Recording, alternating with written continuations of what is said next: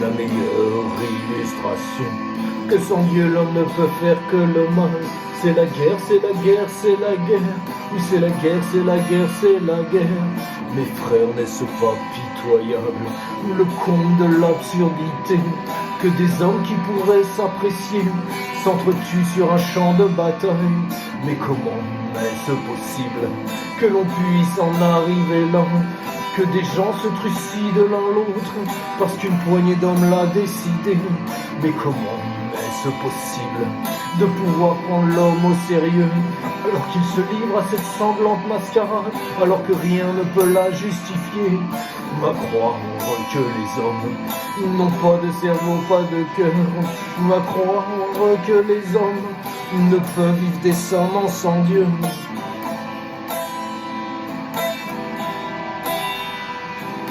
Je aime la guerre, tout son cortège d'abomination. Ce voisin que tu salues dans la rue, qui se transforme en abominable bourreau.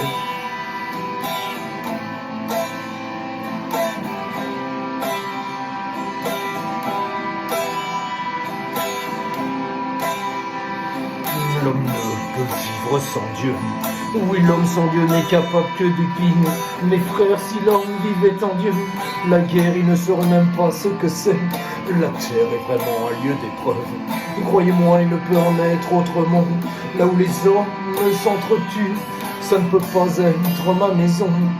Mes frères, ici, il faut choisir entre le bien et le mal, entre le bon Dieu et le diable, être un homme ou un animal. Le diable appelle le sang appelle le sang, le bon Dieu appelle à l'amour. C'est à l'homme de choisir. Lorsque les hommes auront compris que sans Dieu ils ne peuvent faire que le mal, alors ils reviendront à Dieu, mais que de sang, de malheur et de remords.